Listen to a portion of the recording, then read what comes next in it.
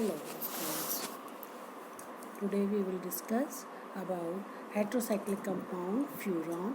इससे पहले हम लोगों ने जो पढ़ी थी उस वीडियो में हमने फ्यूरॉन के बारे में पढ़ा था कि फ्यूरॉन क्या होता है, क्या इसका स्ट्रक्चर होता है और कैसे इसको बनाया जाता है. आज हम इसकी केमिकल प्रॉपर्टीज़ के बारे में पढ़ेंगे.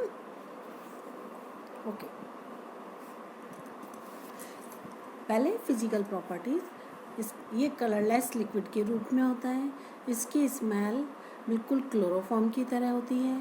बॉइलिंग पॉइंट 32 डिग्री सेंटीग्रेड होता है क्योंकि इसमें डाइपोल मूवमेंट होता है, जिसकी वजह से ये वाटर में स्पेरिंगली सॉल्युबल होता है, लेकिन सभी ऑर्गेनिक सॉल्वेंट्स में सॉल्युबल होता है. Chemical properties. Basic character. क्यों? क्योंकि ऑक्सीजन के पास लॉन पेयर ऑफ इलेक्ट्रॉन होता है. ये एक लॉन पेयर तो इसका रिंग में डीलोकलाइज हो जाता है, लेकिन जो दूसरे वाला लॉन पेयर है वो इसकी अपनी पर्सनल प्रॉपर्टी होता है, जिसकी वजह से ये वीकली बेसिक रिएक्शन शो करता है. वीकली बेस होता है, वीक बेस होता है ये. और ये एसिड्स के साथ में सॉल्ट्स बनाता है. जैसा कि हम लोग जानते हैं जो बेस होते हैं वो एसिड्स के साथ में सॉल्ट बनाते हैं. तो इसी तरह फ्यूरॉन भी HCl के साथ में रिएक्शन करके फ्यूरॉन हाइड्रोक्लोराइड बनाता है. ये देखो, ये यहाँ पे फ्यूरॉन हाइड्रोक्लोराइड बनाता है. अब ये जो फ्यूरॉन हाइड्रोक्लोराइड है या तो ये ऑक्सीजन की प्रेजेंस में पॉलीमराइज हो जाता है और पॉलीमराइज होकर के ब्राउन ब्लैक सा एक रेजिन दे देता है, या इसकी जब फर्दर हाइड्रोलिसिस कर देते हैं तो ये सक्सिनिक डाईएल्डिहाइड में, यानी कि रिंग इसकी ओपन हो जाती है और ये डाईएल्डो डेरिवेटिव यानी कि सक्सिनिक डाईएल्डिहाइड बनाते हैं. ओके.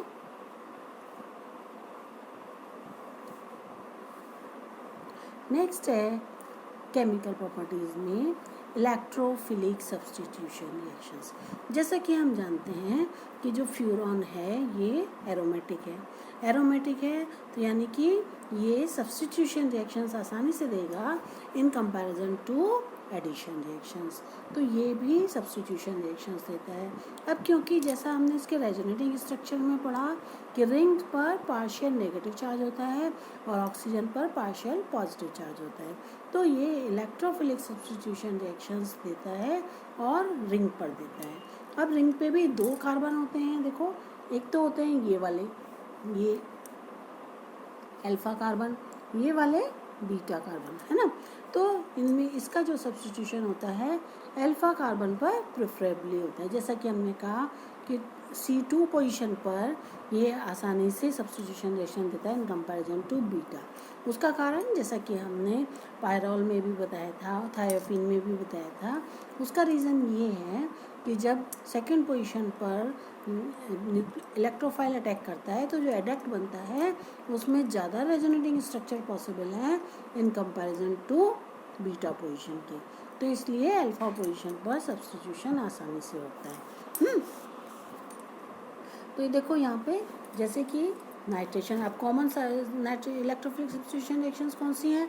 नाइट्रेशन है, सल्फोनेशन है, एसिटाइलेशन है, हेलोजिनेशन है. तो नाइट्रेशन इसका नाइट्रो से एसिटाइल नाइट्राइट के साथ होता है. अब एसिटाइल नाइट्राइट कहाँ से मिलता है? ये नाइट्रिक एसिड और एसिटिक एनहाइड्राइड के प्रेजेंस में. तो जब हम फ्यूरॉन की रिएक्शन नाइट्रिक एसिड और एसिटिक एनहाइड्राइड के साथ गर्म करते हैं तो हमको 2 नाइट्रोफ्यूरॉन मिलता है. सेकंड पोजीशन पर नाइट्रो ग्रुप आ जाता है और एसिटिक एसिड मिलता है. इसी तरह एसिटाइलेशन के लिए जब हम इसकी रिएक्शन एसिटिक एनहाइड्राइड की रिएक्शन BF3 बोरॉन ट्राइफ्लोराइड के प्रेजेंस में 0 डिग्री सेंटीग्रेड पर ही इसके साथ रिएक्शन कराते हैं तो हमको 2 एसिटाइल फ्यूरॉन, सेकेंड पोजीशन पर एसिटाइल ग्रुप आ जाता है. ये रहा 2 एसिटाइल फ्यूरॉन मिलता है.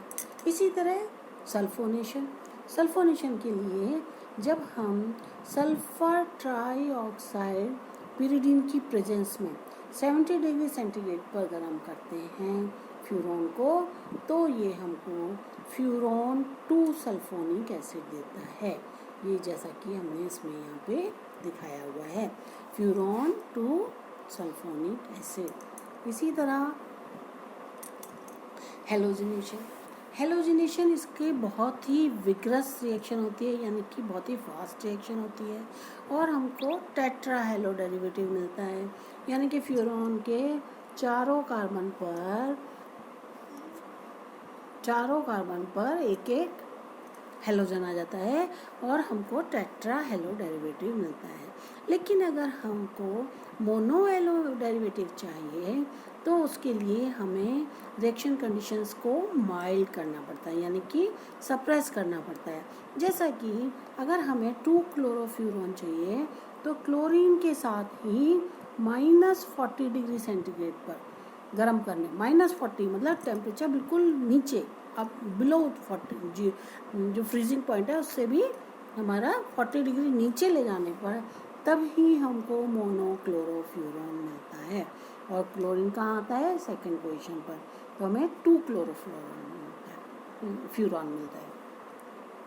इसी तरह ब्रोमिनेशन के लिए, ब्रोमीन की रिएक्शन हम डाईऑक्सिन एक सॉल्वेंट है ना, जो कि इनर्ट सॉल्वेंट होता है।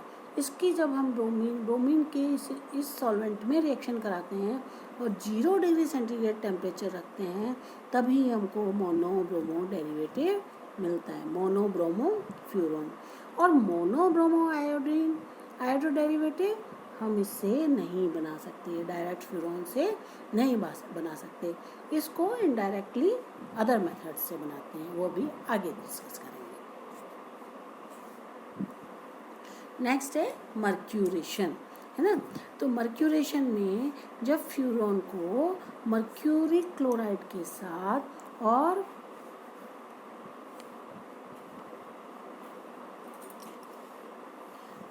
ये मर्क्यूरी क्लोराइड के साथ सोडियम एक्वस सोडियम एसीटेट की प्रेजेंस में गर्म करते हैं तो सेकंड पोजीशन पर मर्क्यूरी क्लोराइड ऐड हो जाता है और हमको मिलता है 2 mercury furan, 2 chloro mercury furan, ये मिलता है। अब इस कंपाउंड से जो मर्क्यूरी क्लोराइड डेरिवेटिव है, इससे हम अदर डेरिवेटिव्स फ्यूरॉन के बना सकते हैं। जैसा कि हमने अभी पहले पढ़ा कि हमें मोनो आयोडो डेरिवेटिव नहीं बना सकते डायरेक्टली फ्यूरॉन से, लेकिन हम इससे बना सकते हैं। जब इसकी रिएक्शन हम आयोडीन के साथ कराते हैं तो हमको 2 आयोडो फ्यूरॉन मिल जाता है, यानी कि मोनो आयोडो फ्यूरॉन मिल जाता है। इसी तरह एसिटाइल क्लोराइड के साथ अगर हम इसकी रिएक्शन कराते हैं तो हमको 2 एसिटाइल फ्यूरॉन मिल जाता है। तो इस तरह हम ये मर्क्यूरी क्लोराइड का या मर्क्यूरी क्लोराइड डेरिवेटिव का यूज़ है कि इससे हम फ्यूरॉन के अदर डेरिवेटिव्स बना सकते हैं। नेक्स्ट है न्यूक्लियोफिलिक रिएजेंट्स। अभी हम जो रिएक्शन कर रहे थे ये सारी इलेक्ट्रोफिलिक रिएजेंट्स थे। अब है न्यूक्लियोफाइल रिएजेंट्स के। जो न्यूक्लियोफिलिक रिएजेंट्स हैं इसमें कॉमन है N-ब्यूटाइल लिथियम। तो जब इसकी N-ब्यूटाइल लिथियम के साथ ईथर की प्रेजेंस में रिएक्शन कराते हैं तो हमको फ्यूरॉन 2 लिथियम डेरिवेटिव मिलता है, यानी कि लिथियम कहाँ आ गया? सेकंड पोजीशन पर आ जाता है। तो 2 फ्यूरॉन लिथियम मिलता है और N ब्यूटेन मिलता है। अब एक तो इस फ्यूरॉन 2 लिथियम की जब हम कार्बन डाइऑक्साइड के साथ रिएक्शन कराएं और फिर उसके बाद HCl से हाइड्रोलिसिस कराएं तो हमको क्या मिलता है? फ्यूरोइक एसिड, यानी कि फ्यूरॉन में सेकंड पोजीशन पर कार्बोक्सिलिक ग्रुप आ जाता है, तब इसको बोलते हैं फ्यूरोइक एसिड, हमको इस तरीके से मिल जाता है। तो ये है reaction with nucleophilic reagent. Next है रिएक्शन विद डाइनोफाइल्स, जो कि एक कॉमन बहुत ही इनकी रिएक्शन है, जिसको हम कहते हैं डियल्स-एल्डर रिएक्शन। डियल्स-एल्डर साइंटिस्ट का नाम था और इसमें जब डाइन्स कोई कंजुगेटेड डाइन्स होता है उस पर जब कोई रिएजेंट अटैक करता है जिसको हम डाइनोफाइल कहते हैं और 1,4 पोजीशन पर उस पर ऐड हो जाए तब इसको हम कहते हैं डियल्स-एल्डर रिएक्शन। तो डियल्स-एल्डर रिएक्शन के नाम से भी पॉपुलर है। तो जब इसकी रिएक्शन फ्यूरॉन की रिएक्शन हम डाइनोफाइल, फ्यूरॉन क्या हो गया? एक डाइन हो गया, 2 डबल बॉन्ड है इसमें। और जब इसकी बेंजाइन के साथ में रिएक्शन करते हैं, बेंजाइन एक डाइनोफाइल है, तो इसमें फ्यूरॉन पे 1,4 पोजीशन पर जुड़ जाता है, 1,4 पोजीशन पर, 1,4 पोजीशन पर जुड़ गया इस तरह। तो इस तरह यहाँ पे फिनाइल रिंग इसके साथ में जॉइंट हो गई और यहाँ पर एक हमें ब्रिज कंपाउंड मिल जाता है जिसको जो कि डी सेल्डर एडक्ट के नाम से जाना जाता है। नेक्स्ट है फॉर्माइलेशन। जब हम फ्यूरॉन की रिएक्शन HCN और HCl के साथ में कराते हैं और फिर जो प्रोडक्ट मिलता है उसकी जब हम हाइड्रोलिसिस करते हैं तो हमको सेकंड पोजीशन पर फॉर्माइल ग्रुप मिल जाता है, तो इसको हम बोलते हैं 2 फॉर्माइल फ्यूरॉन, है ना। नेक्स्ट है डाइएज़ोनियम सॉल्ट्स के साथ रिएक्शन या डाइएज़ो कपलिंग। इसमें डाइएज़ो कपलिंग रिएक्शन नहीं होती, जैसा कि हमने पायरॉल और उसके थायोफिन के केस में पढ़ा था, उसमें डाइएज़ो डेरिवेटिव्स मिलते थे, लेकिन इसमें डाइएज़ो कपलिंग नहीं होती। लेकिन ये डाइएज़ोनियम सॉल्ट्स के साथ में फिनाइल डाइज़ोनियम हाइड्रोक्साइड, फिनाइल डाइज़ोनियम हाइड्रोक्साइड, इसके साथ में बेसिक मीडियम में रिएक्शन करता है तो सेकंड पोजीशन पर फिनाइल ग्रुप आ जाता है और हमको मिलता है 2 फिनाइल पायरॉल, और जबकि पायरॉल और 2 फिनाइल फ्यूरॉन। और जबकि इससे पहले जब हमने पढ़ा था पायरॉल के केस में या थायोफिन के केस में, तो यहाँ पे फिनाइल एजो ग्रुप आता था, है ना, तब उसको कहते थे कपलिंग रिएक्शन। तो यहाँ पर इसकी कपलिंग रिएक्शन नहीं होती, बल्कि सेकेंड पोजीशन पर फिनाइल ग्रुप आ जाता है। नेक्स्ट है रिडक्शन। रिडक्शन इसका बहुत ही इम्पॉर्टेंट है और ये रिएक्शन काफ़ी इम्पॉर्टेंट भी है जब इसका हम कैटालिटिक रिडक्शन करते हैं निकल की प्रेजेंस में।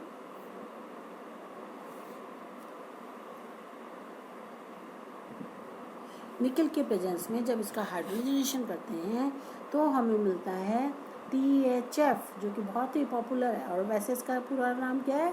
टेट्राहाइड्रोफ्यूरॉन।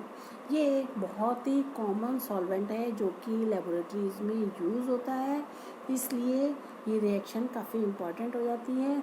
और इसका यूज़ भी यही है कि फ्यूरॉन का मेन यूज़ है THF बनाने में। नेक्स्ट है रिडक्शन। रिडक्शन की ऑक्सीडेशन। ऑक्सीडेशन एयर की प्रेजेंस में, जैसा कि मैंने बताया, ऑक्सीजन इस पे एज ए परऑक्साइड 2,5 पोजीशन पर ऐड हो जाती है जो कि पॉलीमराइज हो जाता है और पॉलीमर एक दे देता है जो कि ब्राउन कलर का रेजिन सा हो जाता है। तो फ्यूरॉन को हमेशा कवर्ड बॉटल में रखा जाता है जिससे इसका ऑक्सीजन के प्रेजेंस में आने पर ये पॉलीमर में कन्वर्ट ना हो। यूज़ इसका मेन वही है in the manufacture of THF को लार्ज स्केल पर बनाने में फ्यूरॉन का यूज़ होता है, तो यही इसका यूज़ है। तो ये थी इसकी केमिकल रिएक्शंस, फिजिकल प्रॉपर्टीज़। तो इनको अब आप अच्छे से करिए और ये आपका फ्यूरॉन जो है आज कंप्लीट हो गया। अब इसमें बचा है आपका खाली पिरिडीन। ओके।